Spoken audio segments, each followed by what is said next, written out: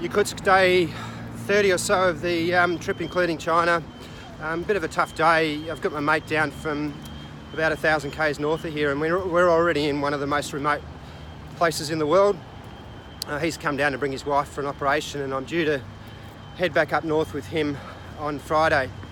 It's been tough because everyone's telling me that what I've come for doesn't exist, and my mate that's come from up north, he told me back in January that I could find what I was looking for roughly in his area. One of the challenges is that he lives in a belt that's very remote from here, and it's a mining belt, and everywhere else around the world, developed country or otherwise, although in developed countries there tends to be less of this type of activity, you tend to find these miners, because even in the developed countries there's always people that are wanting and willing to work away from the grid. The other challenge is I can't get an instinct of what to do.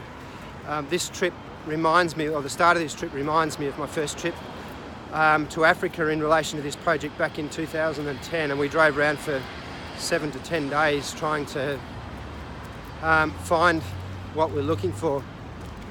Part of me is telling me to pack up and go somewhere else, but the other part of me is saying that I've come this far, one of the most remote places in the world, and I need to either rule out that the activity exists here or find it and then go and do it. The other thing is that my mate from up north is really keen to get me out fishing in some of the most extreme country in the world. He's a former Russian Spetsnaz, a former Special Forces soldier, and he's also an extreme alpinist, and he's really keen for us to go fishing and to go out hunting for bears.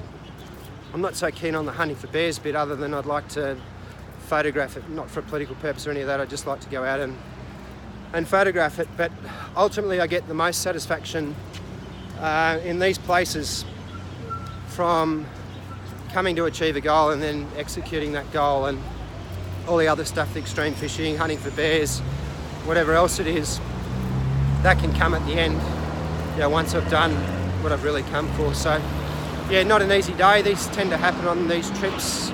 From time to time you go through periods of doubt when you question whether you're going to be able to achieve what you've come for, and it involves a lot of expense, obviously, a lot of travel, and you're a long, long way away from anywhere if something goes wrong. But part of the journey, fortunately to this point, I've been successful in every other trip, so I'm hoping that proves to be the case here. We'll just have to wait and see. Thanks a lot.